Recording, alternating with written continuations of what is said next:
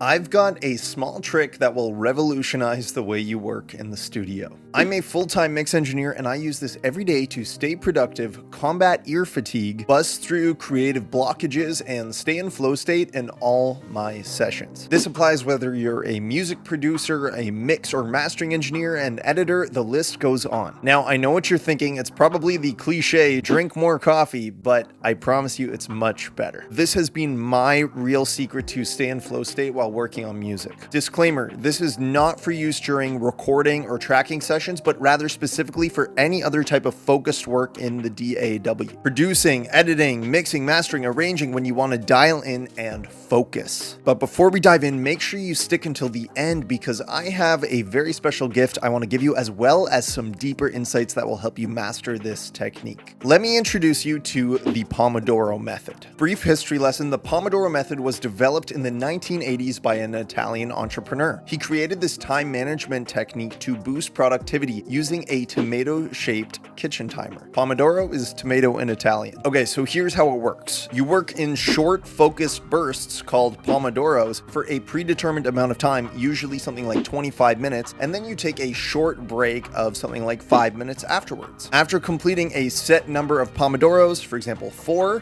you can take a longer break. Then you repeat this cycle throughout your session and it helps you maintain focus and avoid burnout. So how does this benefit us as producers and mixers? Several reasons. First, it helps us combat a common challenge, ear fatigue. We all know that when our ears get tired, it becomes really challenging to make objective decisions about our mixes. By using these Pomodoro sessions, we give our ears a chance to take a break, which lets them reset and recalibrate. So it leads to more accurate and consistent mixing decisions. Mixing all day, every day, I have to be really careful of this. So using the Pomodoro technique is my favorite. Let's give an example for production. During a 25-minute Pomodoro, you could focus on arranging a chorus section or fine-tuning a synth patch. When the timer goes off, take a 5-minute break, stretch, grab a drink, get outside for some fresh air, and then you'll return to your work with fresh ears, a clear mind, and better focus. So because a timer is going to go off, that's why you don't want to do this during a recording session. Interrupt like the best take.